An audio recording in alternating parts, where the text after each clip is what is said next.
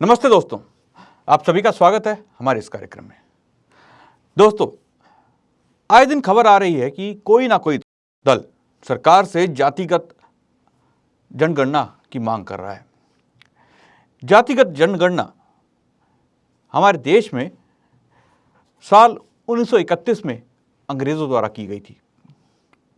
उसके बाद जातिगत जनगणना नहीं की गई। सरकार द्वारा एसटी और एससी के आंकड़े तो दिए गए, लेकिन अन्य किसी जाति या ओबीसी के बारे में कभी जनगणना नहीं की गई। इसी को लेकर पूरे देश के अंदर बहुत सारी राजनीतिक पार्टियां रोटियां सेकने पर जुटी हुई हैं। उनका कहना है कि सरकार आने वाली जनगणना में जातिगत जनगणना करे। हमारे देश में ये जातिगत जनगणना कि क्या वास्तव में आवश्यकता है, इसी मुद्दे पर आज हम चर्चा करेंगे, क्योंकि ये मुद्दा जरूरी है। आज हमारे साथ मौजूद हैं आर्य समाज के प्रवक्ता श्री प्रकाश आर्य जी।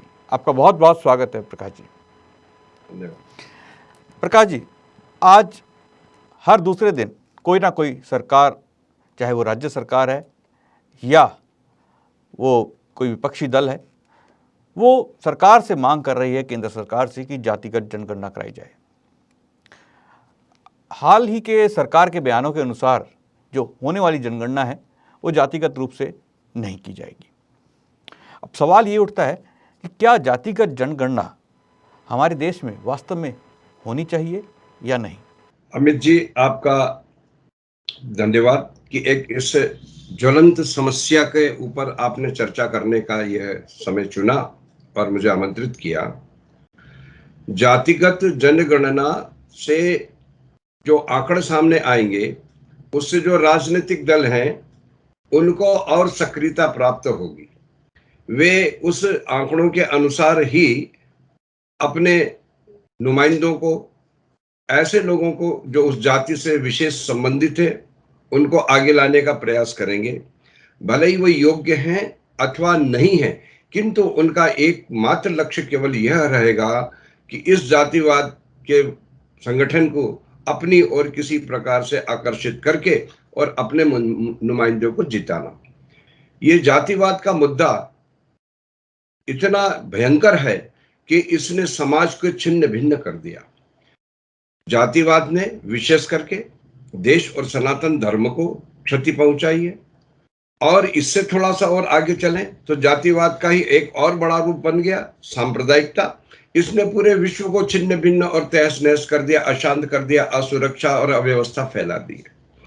ये जातिवाद जो है, जातिवाद ही एकमात्र कारण रह गया है, आज विवाद का सबसे बड़ा कारण बन गया है कि जातिवाद में फंसकर लोग इसे अपना एक शस्त्र बना रहे हैं और संगठित होकर किसी भी प्रकार से अपनी मांगों को सरकार से पूरा करवाने में लगे हैं। जबकि जातिवाद या कुछ संप्रदाय को या किसी कम्युनिटी विशेष को लेकर किसी प्रकार की विशेष व्यवस्था देना सरकार के लिए दूसरों को आमंत्रित करना है।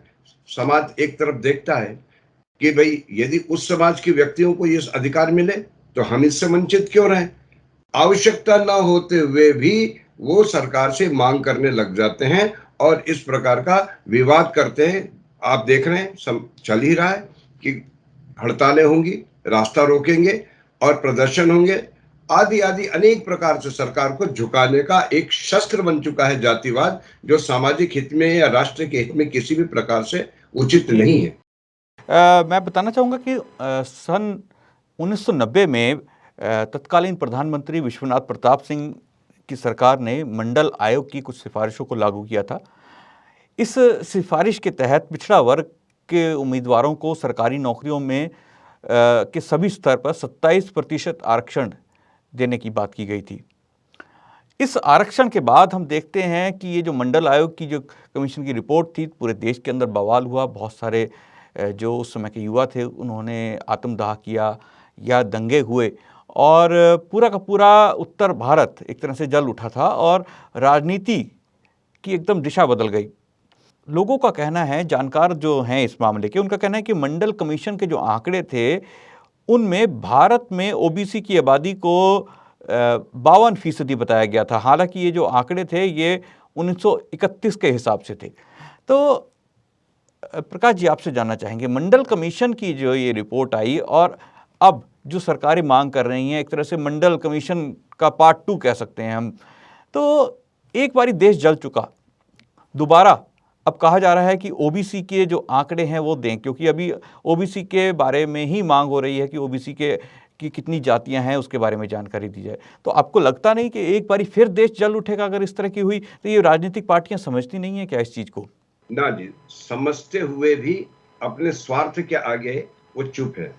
ऐसा है कि स्वार्थिन दोषात् न पश्यति, कहा गया है सूक्ति में कि जो स्वार्थी होता है उसको दोष नहीं दिखाई देते हैं। जिस प्रकार से मैंने पूर्व में कहा कि जातिवाद की बातचीत को उठाना, कुछ संगठित लोग इकट्ठे होकर और उसको अपना शस्त्र बनाएंगे और शस्त्र बनाकर अपनी उचित अनुचित सारी मांगे पूरी करने को वो सरकार को मजबूर करेंगे। और ना सरकार यदि मजबूर नहीं होती तो फिर सरकार के खिलाफ जो दूसरे लोग हैं, दूसरी पार्टियां हैं, जो किसी भी अच्छे काम का भी उनका जन्मसिद्ध अधिकार है कि वो किसी भी अच्छे काम का भी उनको प्रशंसा नहीं करना। आप अभी वर्तमान में देख रहे हैं अनेक कार्य ऐसे हुए जिसके बारे में कोई सोच नहीं सकता था। स्वच्छता अभियान चला, घर घर में शौचालय की व्यवस्था की बात हुई और कई प्रकार की सुविधाएं सरकार की तरफ से दी। हमारी सामरिक शक्ति जो है इस समय वो भी उसने विश्व को अचंभित कर दिया। लेकिन उनका एकमात्र कारण है कि हमें सरकार का विरोध करना, सरकार की गलियां निकालना और सरकार के खिलाफ जो लोग खड़े हैं उनके साथ में मिल जाना। जैसा कि वर्तमान में हम देख रहे हैं कि कई संगठन उन बातों के लिए इकट्ठे हो गए जिनका उनको पता ही नहीं कि क्यों हो रहा है। तो ये जातिवाद की इस प्रकार की दूसरी बार उस प्रकार की चर्चा करने का मतलब मंडल आयोग के कारण जो एक थोड़ा सा एक लोगों के हाथ में शस्त्र आया था। शस्त्र क्या था? एक तरीके से समझ लीजिए कि एक हाथ में चिंगारी और एक हाथ में पेट्रोल लेकर वो चल रहे थे कि देश को किसी प्रकार से इसको बर्बाद करना है। और उसका कारण उन्होंने अपनी मांगों को मनवाने के लिए इतना वो किया। कई प्रकार के इसमें नुकसान हुए, क्षति हुई, कई जगह आगजनी हुई, कई कितना कुछ हुआ। वही स्थिति फिर से लाने का अपने स्वार्थ के कारण, इसके पीछे के कोई गरीबों का चिंतक नहीं है। जो गरीबों के मसीहा बन के आ रहे हैं, जरा उनको उठाकर तो देखो जरा। वो गरीब तो वहीं उस टूटी हुई झोपड़ी में रह रहा है, लेकिन उसके मसीहा जो गरीबों की वकालत कर रहे हैं उनके करोड़ों रुपए के भवन बने हुए हैं। अभी कुछ समय पहले आपने सुना होगा किस किस प्रकार जो लोगों के पास कुछ काम नहीं था, कुछ जिनके पास भी व्यापार नहीं था, आज वो अरबपति बने हुए, अपने बड़े बड़े स्टेचू बनवा रहे हैं, अपने बड़े बड़े चित्र लगवा रहे हैं, अपनी जय करवा रहे हैं। वो केवल अपने को इन गरीबों के ऊपर कदम रखते हुए और आगे बढ़ाने का उनके पास वो रहता है। कोई गरीबों का ये नहीं है, केवल राजनीति और कुर्सी की भूख के कारण ये है और खड़ा कर देते हैं लोगों के सामने। वो बेचारे उनके प्रभाव में आ जाते हैं और अधिकार भी चाहते हैं, इसलिए समाज में फिर एक अव्यवस्था का वातावरण निर्मित होने की कगार पे आ जाएगा यदि इस प्रकार का ये होगा। जी, बिल्कुल सही कहा आपने। जो भी सरकार केंद्र में होती है उससे मांग जरूर की जाती है, लेकिन देखने में आया है कि वो सरकारें इस मांग को पूरा नहीं करना चाहती। वास्तविकता यह है कि इससे देश में आग लग जाएगी, क्योंकि एक वर्ग नाराज होगा और एक वर्ग शायद खुश हो जाए। लेकिन एक कारण और भी है, क्योंकि कहा जाता है कि जो ओबीसी हैं उनकी आबादी देश के अंदर 52% है। अब इन पार्टियों को शायद ये डर लगता है कि कहीं ये अगर 52% से 40% हो गई तो क्या होगा, और अगर ये कहीं 40% से 52 से 60% हो गई तो क्या होगा अगर ये 52% नहीं निकली। तो देश के अंदर अराजकता का माहौल तो होना ही है, ये सब जानते हैं। लेकिन जैसा कि प्रकाश जी ने कहा कि ये एक तरह से एक हाथ में चिंगारी लेकर चलने वाली चीज़ है।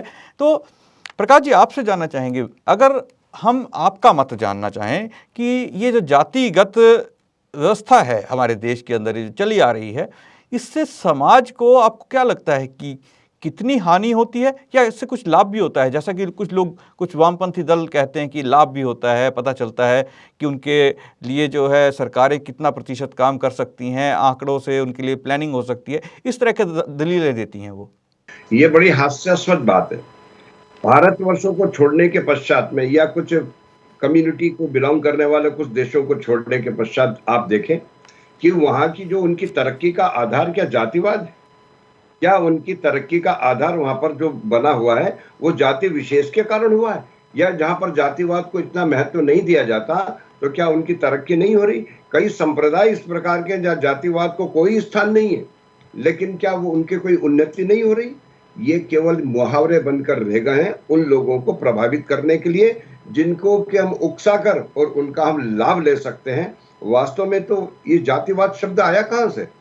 बड़ा आश्चर्य है कि कई चीजें इस प्रकार की प्रचलित हो गई कि जिनका कोई अस्तित्व है ही नहीं, जिनकी कोई बुनियाद नहीं है। हमारे यहाँ पर जातिवाद शब्द था ही नहीं। ये जातिवाद शब्द कब चालू हुआ ये तो मैं नहीं कह सकता, लेकिन हमारे यहाँ पर वर्ण व्यवस्था थी। वर्ण व्यवस्था का मतलब जो मनुष्य के गुण कर्म स्वभाव जो भी हैं उसके अनुसार थी। और हमारे यहाँ पर सर्वमान्य विश्व का सबसे प्राचीनतम ज्ञान, ईश्वरीय ज्ञान, संसार का प्रथम ज्ञान वेद है।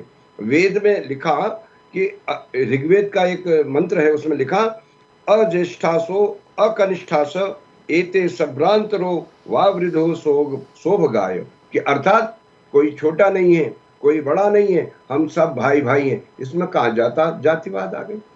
और उसके पश्चात हम भगवान कृष्ण की बातचीत करें। भगवान कृष्ण ने लिखा कि कोई जाति का, तो इसमें अब उन्होंने भी कहा कि चतुर्वर्ण्यम मया सृष्टम कर्म विभागशः, अर्थात गुण कर्म स्वभाव के अनुसार वर्ण व्यवस्था को स्थान था। संत तुलसीदास लिखते हैं, वर्णाश्रम निज निज धर्म निरत वेद पथ लोग, चलई सदा पावई सुखई नहीं भय शोक न रोग।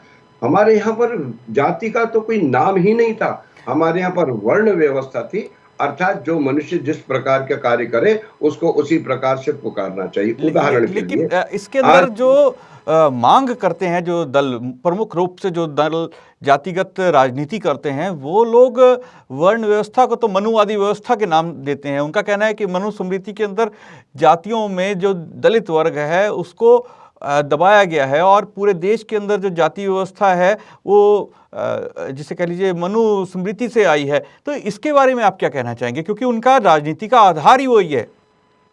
बिल्कुल गलत है, बिल्कुल गलत है। मनु ने तो जातिवाद की बातचीत ही नहीं करी, उन्होंने तो वर्ण की बातचीत करी। और बहुत उन्होंने जन्म से लेने वाले व्यक्ति को न ब्राह्मण माना, न वैश्य माना, न शूद्र माना और न क्षत्रिय माना। वो जन्म से नहीं मानते थे। उनने तो एक मनुस्मृति का एक श्लोक में बताता हूं, शूद्रो ब्राह्मणता ताम एति ब्राह्मणश्चैत शूद्रताम क्षत्रियात जातमेव तु विद्यात वैश्यात तथैव च। अर्थात यदि शूद्र अच्छे कार्य करता है तो वो ब्राह्मण बन सकता है, ब्राह्मण यदि गलत कार्य करे तो वो शूद्र बन सकता है, और क्षत्रिय यदि क्षत्रिय नहीं रहता है, अपना धर्म का पालन नहीं करता, तो वो भी पतित हो जाता है। इस प्रकार से ये कहीं कहा ही नहीं कि ब्राह्मण कौन बनेगा। कोई भी व्यक्ति ब्राह्मण बन सकता है, कोई भी व्यक्ति क्षत्रिय बन सकता है, कोई भी व्यक्ति वैश्य बन सकता है, और जो कुछ भी नहीं कर सकता, जिसमें इसमें योग्यता नहीं है, तो कोई बात नहीं भाई, सेवा का काम करो। आज समाज की स्थिति है उसमें सेवा का काम करते हैं कि नहीं करते हैं? तो जो सेवा का काम करते हैं, ये नाम दिया शूद्र, शूद्र को जातिगत संबोधन नहीं। इससे मैं बड़ी बात बताता हूं कि बाबा अंबेडकर, जिसके फॉलोवर्स दुनिया में करोड़ों करोड़ों की संख्या में है, और वही मनुस्मृति का विरोध करते हैं, लेकिन बाबा अंबेडकर ने भारत में जाति प्रथा, एक पुस्तक की उस पृष्ठ 29 पर स्पष्ट लिखा कि मनु ने जाति नहीं वर्ण प्रथा का उल्लेख किया है। इसी प्रकार एक हिंदुत्व दर्शन पुस्तक उन्होंने लिखी, पृष्ठ उसके 122 पर लिखा, यह निर्विवाद है कि वेदों में चातुर्वर्ण्यम के सिद्धांत को दर्शाया है। तो प्रकाश जी, जो आपने अभी एग्जाम्पल दिया, सबसे बड़ी बात तो ये है कि जब हम इन राजनीति करने वालों को बात करते हैं तो उनका कहना है कि बाबा साहब अम्बेडकर ने तो मनुस्मृति की प्रतियां जला दी, और आप बता रहे हैं कि उन्होंने खुद ने ये लिखा कि जाति व्यवस्था मनु ने नहीं दी। ठीक बात है, ये मैं जो ये ऑथेंटिक है। हर स्थान पर कभी कभी भ्रमित हो जाता है। जैसे बौद्ध भगवान बुद्ध के सामने एक चर्चा आ गई थी कि वो बताते हैं कि वो इस कारण से दूर हुए कि अरे ये तो यज्ञ में मतलब कि हिंसा होती है और वेद की अनेक बातों, लेकिन उन्होंने ही कई जगह पर फिर वेद की भी बातचीत की, वेद के ज्ञान की बातचीत की है। तो इसी प्रकार से ये कभी उनके दिमाग में ये बात आई होगी, लेकिन बाबा अम्बेडकर तो ये अच्छी तरह जानते थे कि आर्य समाज जो है, आर्य समाज वेद को मानता है, और उनकी तरक्की में, उनकी उन्नति में जो कुछ उनने प्राप्त किया उसमें आर्य समाज के एक बहुत विद्वान थे, उनका बड़ा सहयोग था। उनने बड़ौदा महाराजा से सिफारिश की थी कि ये बहुत योग्य बालक है, इसको विदेश भेजना चाहिए पढ़ाई के लिए। और बाबा अंबेडकर को आर्य समाज के मंदिर में कई दिन तक रखा उन्होंने। तो ये जो बातें हैं ये प्रक्षेप कई स्थान पर हुआ। मनुस्मृति में डॉक्टर सुरेंद्र कुमार जी आर्य जो हैं, उन्होंने पुस्तक लिखी है विशुद्ध शुद्ध मनुस्मृति। हमारे ग्रंथों में हमारी विचारधाराओं को दूषित करने के लिए, लोगों को भ्रमित करने के लिए अनेक प्रकार के प्रक्षेप हुए हैं, और उस प्रक्षेप के कारण उसकी सत्यता से उसको दूर कर दिया है। वास्तव में तो मनुस्मृति जो केवल इस देश में नहीं, अनेक देशों में मनुस्मृति के सिद्धांतों को देशों ने अपना रखा है। तो मनुस्मृति की जो बातचीत थी वो पूर्ण वेदोक्त थी, और वेद में कहीं पर भी जातिवाद की कोई चर्चा नहीं है। ये गलत तरीके से इसको समझाया गया है। बाबा अंबेडकर ने स्वयं लिखा हुआ है, मैंने तो उदाहरण दिया ना, पुस्तक उठा के पढ़ लो। अब ये तो लोग किसी भी प्रकार से, जिसको मैंने क्या बताया, स्वार्थिम दोषात् न पश्यति, जो स्वार्थी होता है उसको दोष नहीं दिखते और वो उल्टे उसमें चलते हैं। तो इस प्रकार से ये जो मनुस्मृति के बारे में जो गलत एक धारणा फैलाई गई है वो समाज को तोड़ने के लिए की गई है, एक साजिश के तहत की गई है। वास्तव में मनुस्मृति में इस प्रकार का जातिवाद का कोई उल्लेख नहीं किया गया। जी बिल्कुल सही जो आपकी बात है। इससे अगर हम जो इतिहास को देखते हैं कि साल 1941 था जब अंग्रेज भारत के अंदर राज कर रहे थे, उसमें जातिगत जनगणना जरूर की गई थी, लेकिन उसका डाटा शेयर नहीं किया गया था, यानी जारी नहीं किया गया था। उससे पहले जातिगत जनगणना होती रही, 1931 तक जो जातिगत जनगणना होती रही उसके अंदर विभिन्न जातियों के बारे में, ओबीसीज के बारे में पूछा जाता था। लेकिन जो ये काम अंग्रेज कर गए हमारे देश के अंदर 1931 या 1941 के अंदर, आज दोबारा से उसको जो राजनीतिक दल मांग कर रहे हैं, हम सबको पता है कि अंग्रेज़ों ने तो भारत को तोड़ने के लिए आपस में लड़ाओ और राज करो की जो नीति अपनाई थी, उसको दोबारा से ये राजनीतिक दल कहीं ना कहीं दोबारा लेके आ रहे हैं।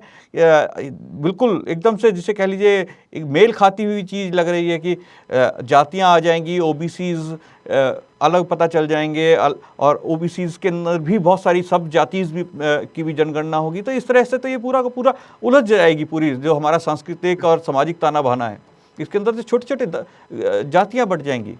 ऐसा है, ये प्रयास बहुत वर्षों से चल रहा है और अब उसमें और नई बातें आ गई। अब आदिवासियों को भड़काया गया कि हम मूल निवासी तो हम ही हैं, बाकी के लोग तो बाहर से आए थे। जी। आदिवासी कहने लगा कि राम और कृष्ण से हमारा कोई संबंध नहीं है। कहीं पर भी बाबा अंबेडकर ने सनातन धर्म की कुछ बातों को जो वास्तव में थी, उसमें मैं भी मानता हूं कि अछूत अछूत कहकर हमने अपने लोगों को गलत दूर कर दिया। ये हमारी अज्ञानता थी, अंधविश्वास था, इसके कारण बहुत बड़ी क्षति उठाना पड़ी। ये हमारी शास्त्रोक्त बात नहीं थी, ये कुछ लोगों ने इसको चला दिया और उसको समाज उसका पीछे हो गया। ये छुआछूत की जो बीमारी चालू हुई, इसने कितना बड़ा नुकसान पहुंचाया है। आज जिस स्थिति में हम खड़े हैं, ये स्थिति को यदि यहाँ नहीं रोका गया तो ये धीरे धीरे धीरे धीरे बढ़ते बढ़ते बढ़ते बढ़ते, और विशेष करके इसमें नुकसान होगा सनातन धर्म का। आज सनातन धर्म न जाने कितने हिस्सों में, कितनी विचारों में, कितने महात्माओं में, कितने संतों में, कितनी कम्युनिटियों के रूप में अलग अलग बढ़ गया है। ये बढ़ते बढ़ते कहाँ जाकर रुकेगा ये कुछ समझ में नहीं आ रहा है, और इस बात को राजनेता नहीं समझ रहे हैं। राजनेता का सिर्फ एक लक्ष्य है, किसी भी प्रकार से रोहिंग्यों का यहाँ पर समर्थन कर रहे हैं कि उनको यहाँ रोकना चाहिए। क्यों भाई, तुम्हें इतनी तुम्हारे को इनके प्रति वो है, तो जो लोग बाहर से, भारत के हिंदू जो बाहर आए थे, उनके बारे में तो तुम एक शब्द भी नहीं कह रहे हो।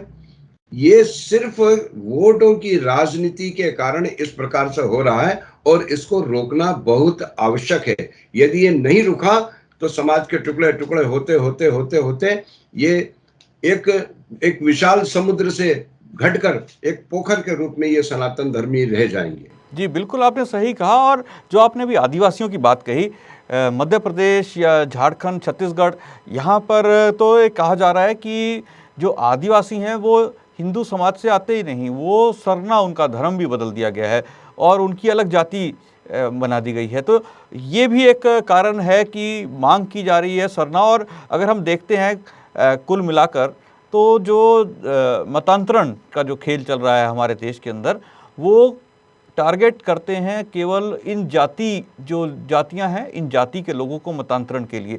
तो क्या आपको क्या लगता है कि कहीं ना कहीं ये जो चर्च हैं या इस तरह के जो ग्रुप्स हमारे देश के अंदर काम कर रहे हैं, गुप्त रूप से काम कर रहे हैं, ये लोग भी कोशिश करते हैं, क्योंकि ज़्यादातर अधिकतम मांग जो है उन्हीं क्षेत्रों से आ रही है, बिहार से, झारखंड से, या ऐसे जो राज्य हैं जहाँ पर हम ईसाई जो मत परिवर्तन का कार्य है वो ज़्यादा है, वहाँ से ही इस तरह की मांग भी आ रही है। अमित जी, पहले केवल ईसाई मत के माध्यम से होता था, लेकिन अब तो दूसरा हमारा इस्लाम के मानने वाले हैं वो भी इस प्रकार, अभी रोज तो आपको पढ़ने में आ रहा है कि धर्मांतरण के मामले में इसको पकड़ा, धर्मांतरण के मामले में इसको पकड़ा। सही है, इसका कारण है, इसके दो कारण है। एक तो हमारे यहाँ पर इस सनातन धर्म में, हिंदू धर्म में जिसको बोला जाता है, इसमें इतनी पाखंड और इतनी इसमें अंधविश्वास घुसा हुआ है कि हमने ईश्वर की व्यवस्था के विपरीत सारे सिद्धांत बना लिए, परमात्मा की व्यवस्था में हस्तक्षेप किया है ये जातिवाद करके। एक शायर ने बड़ी सुंदर बात लिखी कि दुनिया का इकरंगी आलम आम था, दुनिया का इकरंगी आलम आम था, पहले एक कौम थी इंसान जिसका नाम था। ये पहले की व्यवस्था थी। मैं आपको एक उदाहरण देना चाहता हूं। भगवान राम तो ब्राह्मण के घर में पैदा नहीं हुए, भगवान कृष्ण तो ब्राह्मण के घर में पैदा नहीं हुए थे। यदि जातिवाद में वर्ण, यदि ब्राह्मण को ही सबसे ऊंचा स्थान दिया जाता था, तो आज सारे ब्राह्मण और सारे जो भी अच्छे जाति समाज के हैं वो सब उनको पूज्य मानते हैं। कहीं जाति के कारण तो भगवान राम की या कृष्ण की उपेक्षा नहीं हुई। यदि पहले से ये होता तो फिर तो इनकी भी उपेक्षा होनी थी कि भाई नहीं नहीं, ये तो क्षत्रिय थे, ये यदुवंशी थे। ये इस प्रकार की व्यवस्था जो चल रही है, इसको भुनाने का प्रयास है। इस अज्ञानता के कारण बहुत पहले कुंवर सुखलाल आर्य मुसाफिर हुए, कुंवर सुखलाल आर्य मुसाफिर हुए। उन्होंने एक बात लिखी थी, उन्होंने कहा, लोग गले लगा अछूतों को हिंदुओं, वरना ये लाल गैरों के घर जाएंगे। ऐसा क्यों कहा? बाबा अंबेडकर सर का विद्वान आदमी, इतना पढ़ा लिखा व्यक्ति, उसको ये सनातन धर्म छोड़कर बौद्ध विचारधारा को क्यों अपनाना पड़ा? इसी कारण से अपनाना पड़ा कि हमारे यहाँ पर इस प्रकार की विसंगतियां थी, इस प्रकार का भेदभाव था, इस प्रकार को उनको जलील किया जाता था, उनको इस प्रकार से प्रताड़ित किया जाता था। और दूसरी तरफ आप किसी को धुतकार दो, निकल घर के बाहर, और दूसरा हार लेके उसको खड़ा, आओ मैं तुम्हारा स्वागत करता हूं। विचार करके देखो किसके पास आदमी जाएगा। तो ये बिहार आदि का जो आप उदाहरण दे रहे हैं, यहाँ पर दो बातें। एक तो समाज ने उनको उपेक्षित कर रखा, भाई मंदिर में नहीं जाना, तू हमारे सामने, तेरे यहाँ के बच्चे का घोड़े पे बाना नहीं निकलेगा, बारात नहीं जाएगी, चप्पल पहन के, कितना कितना था। मुंह ढक के निकलने की व्यवस्था थी कि शूद्र कभी है तो मुंह ढक के निकल। तो एक तरफ तो हम उनको धुतकारते रहे और दूसरी तरफ उनको स्थान मिलता रहा, एक बात थी। दूसरा, वो आर्थिक रूप से कमजोर थे। तो आज जितना भी धर्मांतरण हुआ, अधिकांश हिंदू धर्म से प्रताड़ित होने के कारण, तो उसमें एक कारण है, लेकिन उससे बड़ा कारण है कि उन्हें आर्थिक सहयोग देके, शिक्षा के नाम पर, मकान के नाम पर, नौकरी के नाम पर आदि अनेक प्रकार से प्रलोभित करके उनका धर्मांतरण किया जा रहा है। ये बहुत बड़ी साजिश है। इस देश को पुनः गुलाम बनाने के लिए हमारे ऊपर ये एक प्रकार का षड्यंत्र वर्षों से चल रहा है, और इसीलिए सभी हमारे सामने देखने को मिलता है। जी बिल्कुल, आपने सही कहा।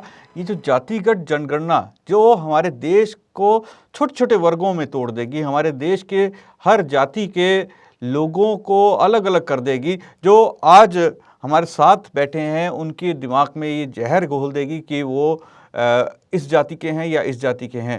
तो ये जो व्यवस्था राजनीति करने वाले हमारे देश के लोगों के दिमाग में भर रहे हैं, ये एक ऐसा जहर है जो आने वाले समय के अंदर इस देश के टुकड़े टुकड़े कर सकता है। तो हमें कभी भी इस तरह की जो जातिगत जनगणना या इस तरह की जो जातिगत बातें जो करते हैं, जो इनका समर्थन नहीं करना चाहिए। और ये अभी तक बहुत अच्छा है कि सरकारों ने इसके ऊपर हाँ नहीं करी है, वो अड़िग हैं कि हम जातिगत जनगणना नहीं कराएंगे, भले ही उनके सहयोगी दल इस बारे में मांग कर रहे हैं। प्रकाश जी, आपने हमारे साथ इस कार्यक्रम में आए, अपने विचार रखे, आपका बहुत बहुत धन्यवाद।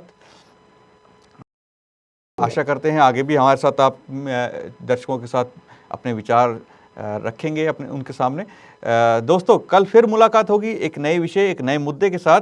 अगर आपको ये कार्यक्रम अच्छा लगता है और आप भी इसमें भाग लेना चाहते हैं तो आप हमसे संपर्क कर सकते हैं। आपकी स्क्रीन के नीचे दिए नंबर पे आप संपर्क कर सकते हैं, अपने विचार रख सकते हैं।